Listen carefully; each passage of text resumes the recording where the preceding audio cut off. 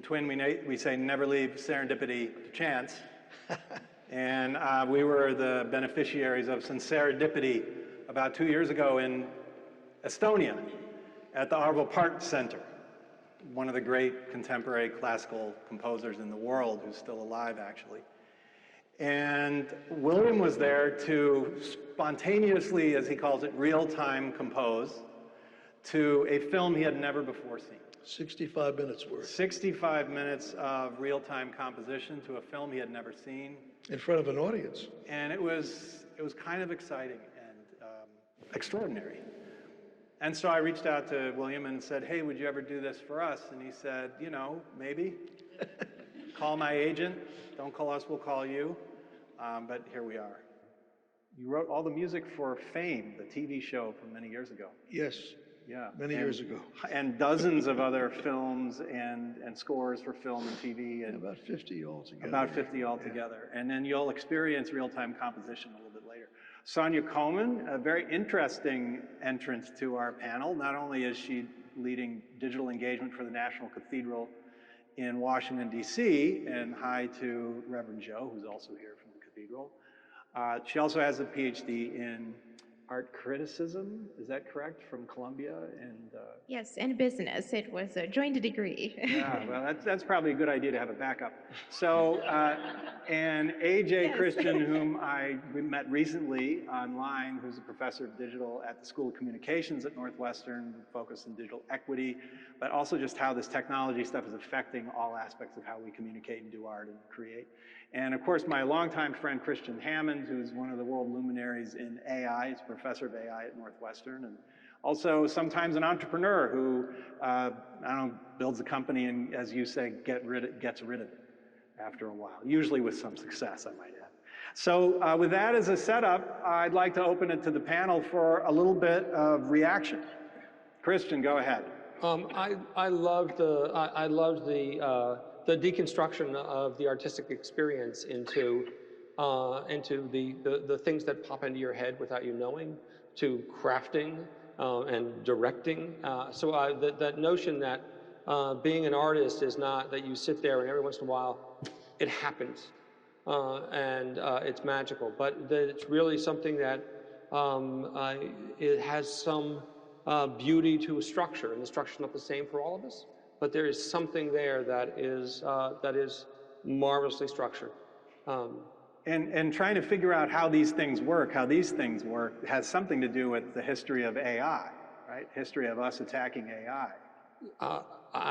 For me, just so you know, so I do artificial intelligence, and in order to do artificial intelligence for as long as I've been done artificial intelligence, you have to believe that there is no aspect of human cognition. No aspect of human cognition that we will not be able to bring to the machine. So let's hold off on that knockdown, drag-out cage match, because there is a cage match coming. Sonia, reactions? Well, she said, and Kristian, you mentioned this, that a lot of people think that what artists do is magic. Right, and we hear this reaction also with AI. A lot of people will use ChatGPT or any other model that's widely available, and something instantaneously gets created, and they say, "Oh, this is magic." So she hints at that towards the end of the video, that there is a certain sense of the unknown with the artistic process, in the same way as there is a certain sense of the unknown at the user end. With AI processes. And I think that her video is starting to unravel and unpack that. Yeah. And a lot of people are asking right now, how does the ChatGPT work? What is this, right? And I think that in the public sphere, we still don't really know. And in as much as AI can see an intersection with the arts, maybe it will also get us to learn more about how the artistic process works. Yeah, undoubtedly, undoubtedly. William, your response? Well, my creativity is exhibited in two different forms, Rob. I do experience, like when I was working on movies or thinking about things, that yes, ideas just come to you when you're this and when you're doing that. But Since I was a small child, I've always been able to sit down and speak the language of music in real time, essentially bypassing the intellectual and the consciousness and just creating in real time, just as you all speak the spoken language. How many of you here actually form a sentence before you speak it? I don't think anybody's going to raise their hand, right? And how many of you have to tell the tongue in your mouth where to go to make a sound before you make the sound? Right, okay. So my fingers over a keyboard are like the tongue in my mouth. So there's an essence of my creativity that is direct. And it's the kind of creativity that the legendary 18th, 19th century composers exhibited all the time. We have people who do real-time painting. Van Gogh could do in 20 minutes, he could do a complete thing, but it's unusual. It's another aspect. In terms of AI, I have no expertise in AI, although I'm the first person in the world that did record a musical score on a computer for film or television in 1985, and I pioneered the technologies that everyone in music production is using today.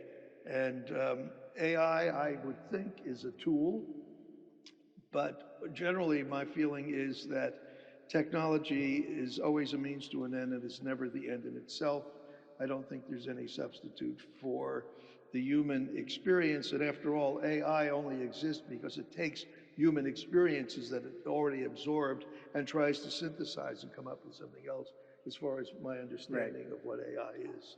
So let's build on that. Let's build on what you just said about what does AI mean for the artist. I'd like to start with some reactions, and whoever has something to share, don't feel obliged to answer every question, but what does it mean for the artist? Kristian. I have no idea. Okay. No, I agree with you, William. That there's this that you're letting you have a set of skills that are unbelievably well honed, that flow without thought, and that's the beautiful thing.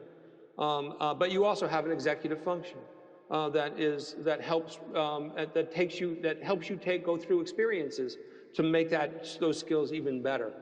Yes and no, but continue. There's always this argument that, but AI will never be intuitive.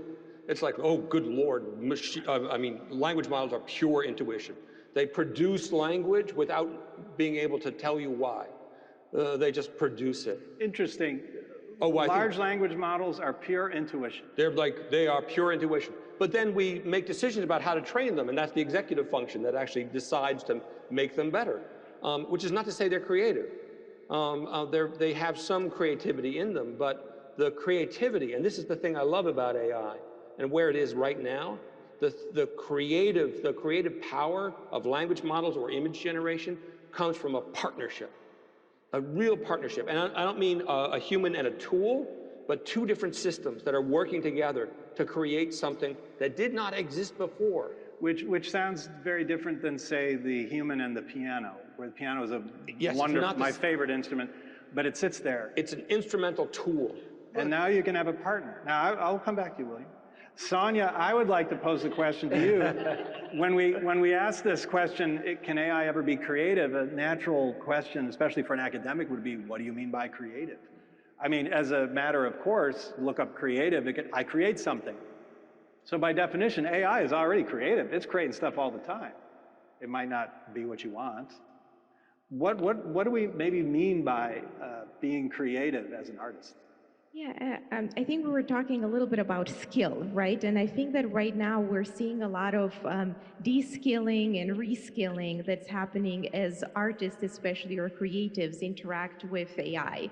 I am working right now on a study to test the extent to which AI models can get to a certain degree of distinctiveness. Can they have a style of their own? I asked some of the best image generation models out there, Midjourney, for example, to continuously iterate by inserting itself elements of its own style in some field. And and what was striking to me was that the artists, especially, they were looking at these images and they were very, very proficient. If the AI model chose to do something that looked like a Cubist painting, it really looked like a Cubist painting, and they felt that they were not really utilizing their making skills, right? Because the image was right there in front of them. They didn't need to make it, but something else got really activated in their minds, which was their skill as an informed beholder. As a percipient. As a percipient. They were reading all kinds of things in the image. Oh, this is like, Picasso in the 50s. Sonia, when you say they, who are we talking about? Was the ghosts in the machine, or are we talking about us? The beholders, the percipients, the people that I asked to receive the images. Okay. And yes, Great. These were artists, graphic designers, marketing creatives, art historians, everyone who works, in the visual field. And they were looking at these images and they were saying, oh, this is this and that. And then they say, oh, wait a minute, but this is all in my head. Like, did the AI model actually plant all of these references? Are they intentionally there? Or where is the intentionality, basically?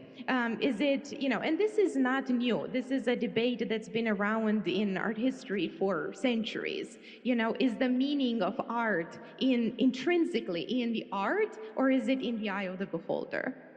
So if the AI has no intention, but yet it's exhibiting intuition, then is it playing the role of the artist? I have never seen an image generation system start itself up and then put out an image without a prompt. But you could create one that does, right? No, I don't want to. You don't want to, but one could. No, I can see it embedded in different things. It's been done. AJ, tell us, what's your thought? I forget his name now, I should have prepared for this, but there's an artist who did it at MOMA where he trained... Rafik? Yes. Yeah. The images that are trained on all the images in the MOMA's collection. Rafik Anadol. Adol, yes. And the algorithm decides what the images are, and it iterates on its own. So it's a continually updating image. So it is possible. Now, he gave target data, and he gave it some parameters. You have to direct it. It's not just going to do something. No, you have to direct it. There's no intention there. It's image generation, I think, is the technology is like 1,000 years behind the language technology right now. We have to wait another 1,000 years for it to catch up? Oh, no, I'm sorry. 1,000 years in your time. Okay. 2 weeks. 2 weeks. Okay, all right. It's like dog years. Yeah, and because they are, they're responsive to the things you ask for. They give you what you ask for, but that's different than giving you what you want. So I work with a lot of improvisers, comedy improvisers. And so the idea is that you have to, the system listens to the audience, gets suggestions, listens to its own, human players that work with it. The whole point of improv is that you listen and you respond, and you find yourself in the moment, and if you're in the moment, something real will happen, and often real things are funny. And in the moment, when you can compress 1,000 years into 2 weeks, there's a lot of moments. I want to transition to something that Sonia brought up, which is the implications of AI in the arts for percipients. For us, for the audience. AJ, any thought about, because you look a lot at digital in the arts and communication and media and its effect on society. So what do we need to be thinking about with respect to AI for us as the consumers, I hate that word, of art? Well, I mean, you're putting that word in quotes is kind of the point, right? Like, digital technology changed what we thought of as the consumer. I mean, there's been a lot of words for this, like prosumer, producer. You produce as you consume. You comment on an article. You change what the meaning is by actually participating with it. This is the next stage of that. So I think what we understand as consuming art will change. I think there's... How might it change? What do you, and I know we don't know for sure because it's not here yet, but how might it change? This idea that art can be tailored to the specific person and modified based on that specific person's life, whatever data they have on you in real time, I think is definitely something we will see in our lifetimes and is going to really confound the distinction between the artist and the recipient of that art. I think it's going to give a lot of artists an existential crisis. So in a way, the humans become one of the and this is how they say it in the arts, and it drives me nuts, becomes one of the mediums. Creativity is inherently relational, even if it's a solo practice. So Picasso painting whatever he was painting, he was responding to and inspired by indigenous art. He was responding to the Impressionists, right? You're always in conversation with someone. And I think the audience has always been kind of left out of that, generally speaking. Music is an interesting case because, of course, you're creating and you're hearing what the audience is responding to. That's why jazz is so interesting, right? Well, but like, this is going to become exponentially more well, of the way artists consume I want to it. use that as a bridge to one of the things that William does so well that I've been privy to a couple of times now, and that is reading the room, connecting with people. When you do, and he's going to do this for us later, we'll ask someone to come up with 3 notes, a series of 3 notes that mean something to you. So be thinking about it if you want to be the victim. And I'll invite somebody up here to provide 3 notes to William, and he'll compose. So what's going on for you when you're somehow connecting with other people by this musical expression? What are you thinking or doing or not thinking? I'm really bypassing the consciousness, and I'm just feeling and expressing. You know, we haven't really given any thought to what is art. Okay. We're talking about AI and what is art? Well, I think that art, at its best, is an human expression that connects with the nobility of the human spirit and inspires us to look beyond what we thought was possible.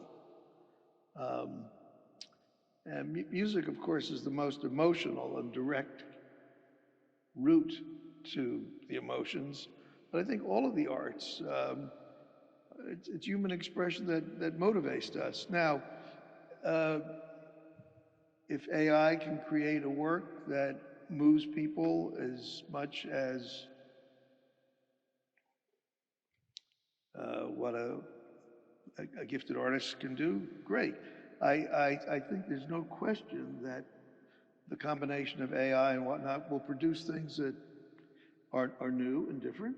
On the other hand, artists for centuries have been creating new and different without AI or anything, just from the inspiration and new and different is not as important as emotional connectivity. At the end of the day, it doesn't, and as a matter of fact, when you look at the avant-garde in the art world, which probably culminated with Andy Warhol and, not Andy Warhol. Talking about music or visual art? No, visual, Jackson Pollock. Okay. You know, we threw away all the controls. Let's see what happens, and we splattered paint. And, you know, with what happened in music post Schoenberg with let's try something new, because there was a confusion in the arts that in order to make a difference as an artist, you had to be new and different. New and different, But that is wrong. Bach was not new and different. He was an old fogey in his time. But technique, once again, is a means to an end. And the idea is to express yourself.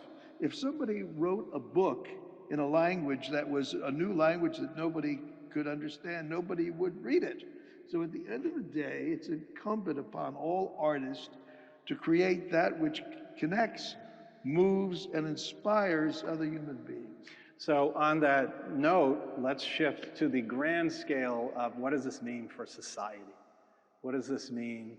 We could spend hours on intellectual property and ownership and all that, but I want to have a brief conversation about that because it's essential not just to artists, and it is essential to artists, but also to all of us as to what kind of world we want to live in.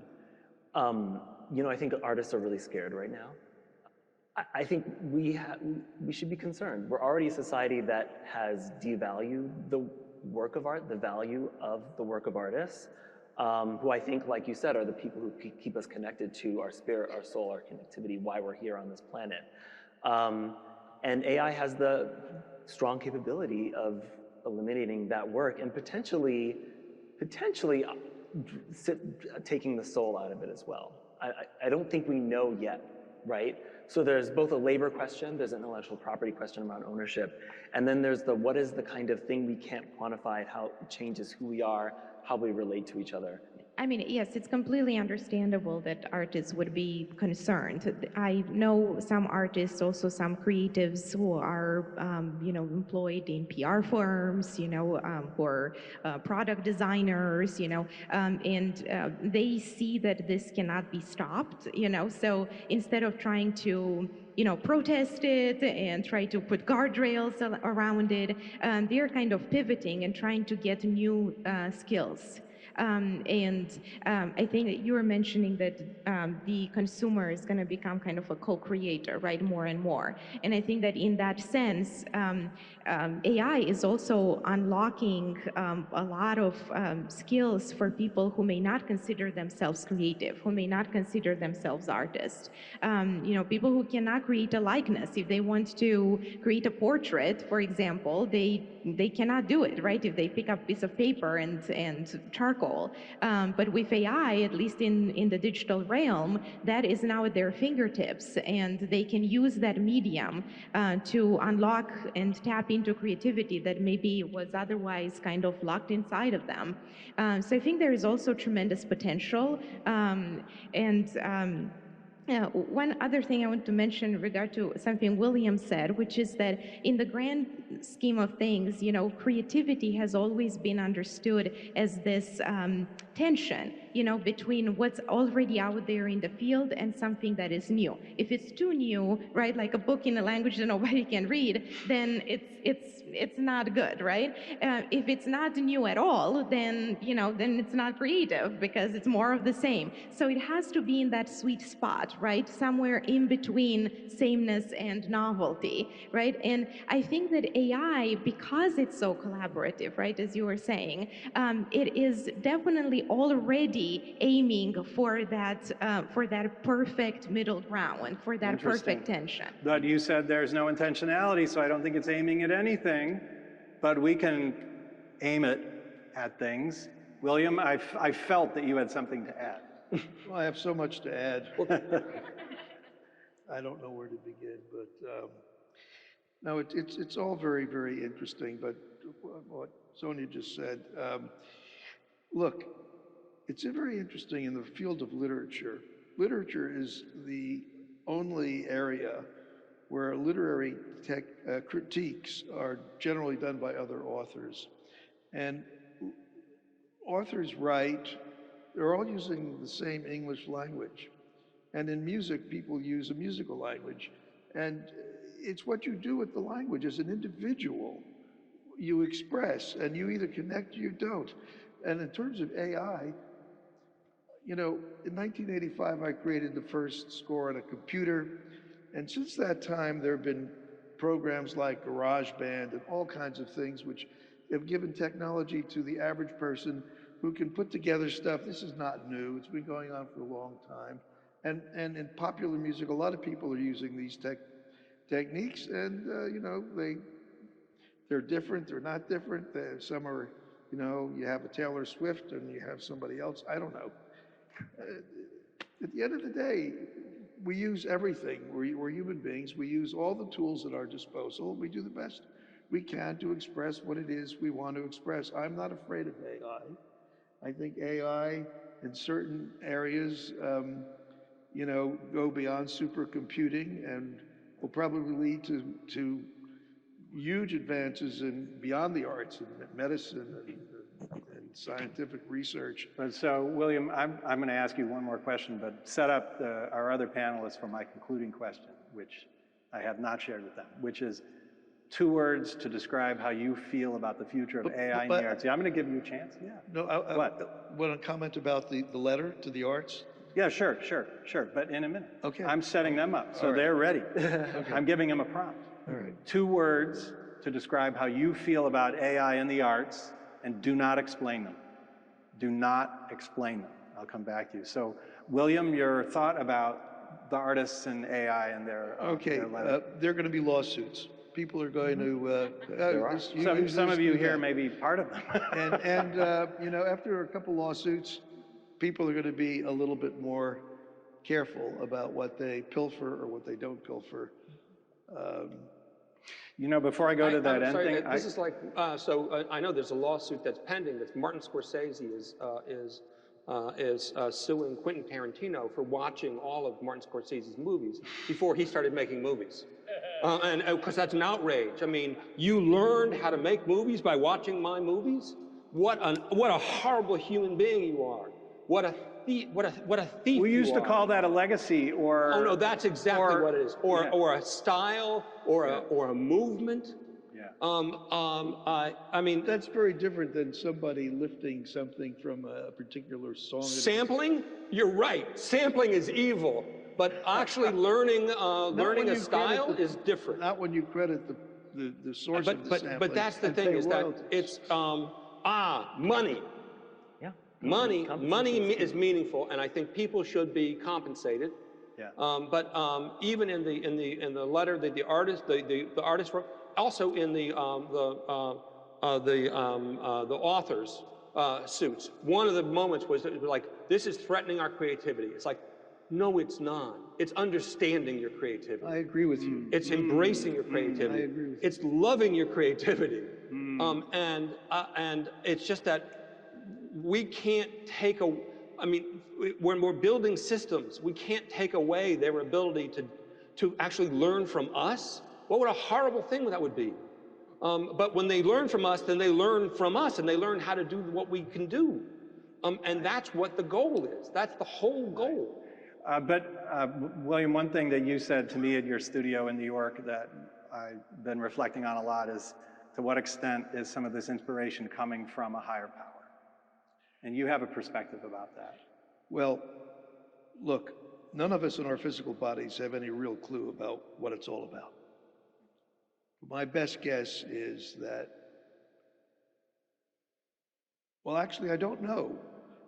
You know, there are a lot of videos of me creating in real time, small groups, Q&As afterwards, and I'm always asking the people who very often have very emotional experiences. You may have one tonight if somebody picks 3 notes that really resonate, and maybe some magic will happen. But I'm always asking, what is it that you're responding to? What caused you to be so emotional? Because I don't really understand, but I do believe that there is a spiritual content to our lives, or something beyond our physical reality. Maybe spiritual is not the right word, but there's something beyond what we are conscious of. Something beyond that is giving us each prompts, perhaps. So let's come back, because we could do this for hours, but we actually have to keep on some version of a schedule. So 2 words to describe how you feel about the future of AI in the arts, and do not explain them. Professor Hammond. Glorious opportunity. Glorious opportunity. Glorious. Wow, that's big. AJ. Cautiously optimistic. Cautiously, optimistically glorious opportunity. Great. Unlocking and empowering. Well, that's 3 words. Unlocking, empowering. Okay, thank you very much. Thank you very much. See, you've got to redo the prompt to get what you want. William. Another technique. Another technique. So we learned a lot. We learned that Bach was an old fogey. I'm not sure I entirely agree, but I get what you were saying. He was regarded by his contemporaries as old Bach. Oh, that's true. Yeah, old Bach. That's what I meant. They all were down on old Bach. But he was better than... But we also learned from Kristian that AI is loving our creativity. I'm not sure exactly how it can do that if it has no intentionality, but you know, I guess that it's pretty exciting. We also heard from AJ that artists are scared, and I don't blame them. I feel that way sometimes as a professor, sometimes as an educator. Somebody already did it. We heard an example tonight. Well, maybe someday we'll have, AJ's like, well, yep, somebody already did that. And I find myself seeing that somebody already did that, like every day now, and we got to stay on top of that. How we experience the art will change, because somebody already did that in next week, 2 weeks from now. We're going to have to somehow respond to that in a way. We also learned that the dog years of AI, 1,000 years for humans is 2 weeks for AI. You now have the dog year equivalent of AI. I also was surprised, and I'm going to have to noodle on this one, that AI is truly pure intuition. That's No, sort of... no. Language models. Yeah, okay, That's okay. different than AI. Oh, yes, large language models. Thank you. Okay, thank you. So, you know what, Sonia, I think she said it great, and it certainly resonates tonight. It's magic. I know it's not, but so what? When you go to see a magic show, you know that it's not really magic, but you paid for the ticket because you wanted to believe it's magic. Thanks so much for being with us. I'm going to welcome the panelists to go back to their seats, and I'm going to ask William to stay with us because we've got a lot more to do together. Thank you. Yeah. Thank you. Thank you.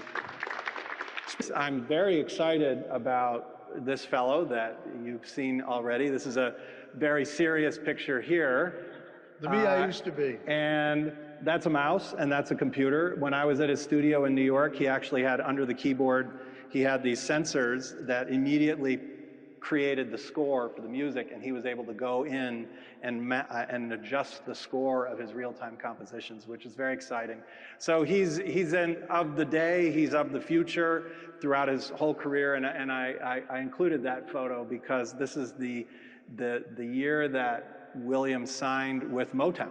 1975. 1975. He was a Motown composer, performer, recording artist. So. I'm still on the Classic Motown website with Michael and Stevie, if you go out on the Classic Motown. Great. Michael, Stevie, and Bill. So now we're going to return to what I mentioned before, real-time composition. So we need someone, a victim from the audience, who will share 3 notes, and then William will compose something on the fly. So we have, wow.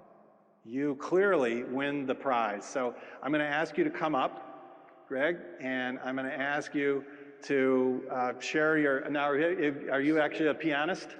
I could do it on the piano, or I could just sing it. Well, I'll do it on the piano so William sees the exact Before note. you pick your 3 notes, I want to explain to everybody what's going to happen. Sure. You don't have to go away. It's Yeah. all right. All right. I'll stand too. So I started doing this to illustrate that what I'm creating in real time, I'm actually creating in real time.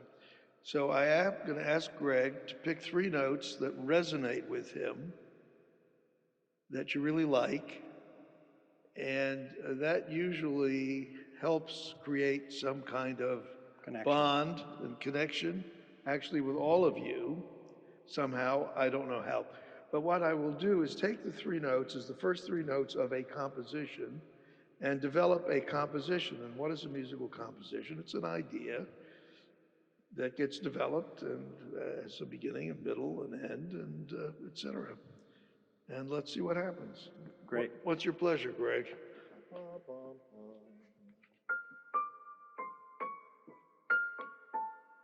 that's like 7 notes. No, just I was finding it on the piano. Okay. Oh, this. Well, That's it. That's it. you like those 3 notes? Those 3 notes. All right, have a seat. Okay, it's also the same 3 notes off piano. Okay.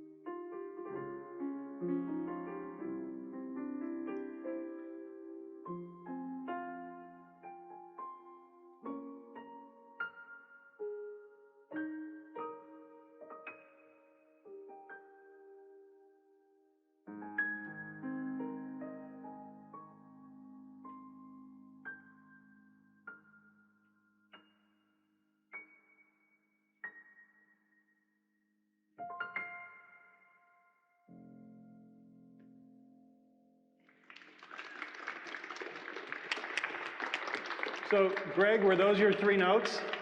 Did you get the 3 notes? That's great. So the next exercise, I'm really excited about this. I mentioned it before. Sonia Coman, whom you met on the panel, curated and prompted a number of images and created a set of images that we will now show, and William's never seen them before, and he's going to score for us real time. So let me see if I can get the technology to work. William, are you ready? I'm ready. Ready as we'll ever be. Okay, let's see what happens.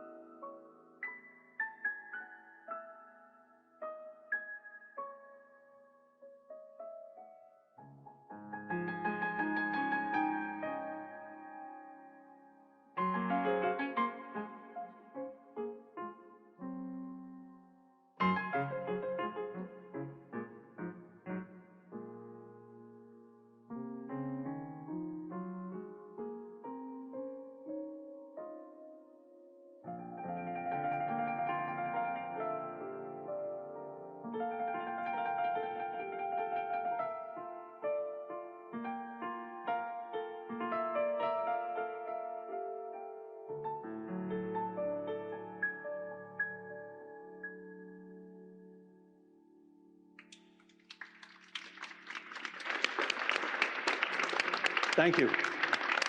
Thank you. Now you're gonna play one more piece for us in a moment, reading the room. Yeah. One more to just read what's here. Right, so, But before we do that, I'm going to ask Sonia to tell us a little bit about the prompt, the experience of creating some of these images. Let's see. Oh, look, it worked. and also, Yeah. how she felt about what happened. Yeah, let's start with that. Reflection on what happened here. I was just about to say, I was so impressed with how William responded. It's amazing. Is it magic? It is magic. Yes. Well, and I think it's a kind of a real-time illustration of something that we've been talking about. That even though AI itself, it doesn't have the intentionality, doesn't have the agency, whatever it does create will elicit that emotional reaction that makes you able to play and that makes all of us able to respond to what we heard William play. They were beautiful images. Yeah. Wow. So taking the concept of vortex and art and then creating something, but then you gave it a quantitative concept, Fibonacci. Wonderful. Thank you, Sonia. Thank you. Share briefly how you're feeling with the room through music. Right, so this is a very unusual audience. Oh, you can say that again. Many years ago, I did a recital at the Weizmann Institute in Israel for double and triple PhDs. But I like to respond to the group and the evening, and I think we're all concerned and wanting to put the technology to the most positive manifestations to help humanity overcome all of the challenges. And so I come back to the nobility of the human spirit, and let me just sit down and express myself here, basically what I feel about being here this evening with all of you.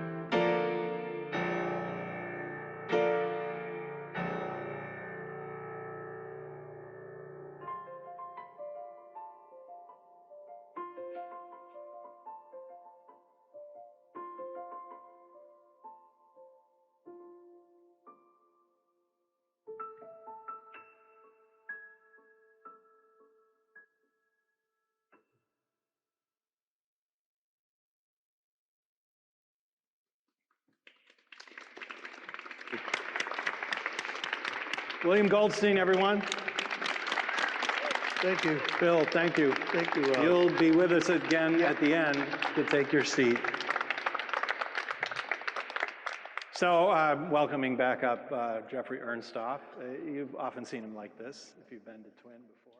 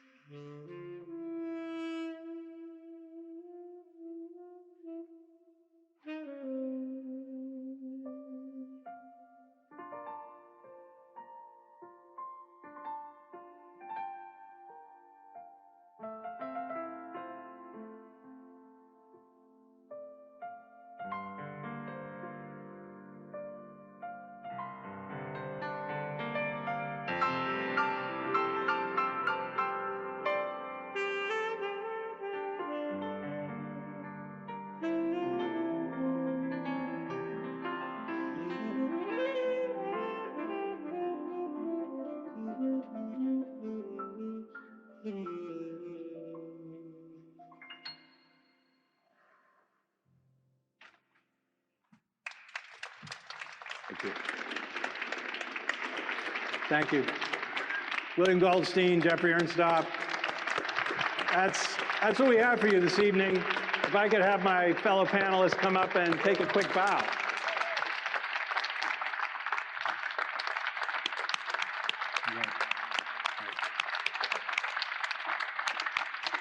Right.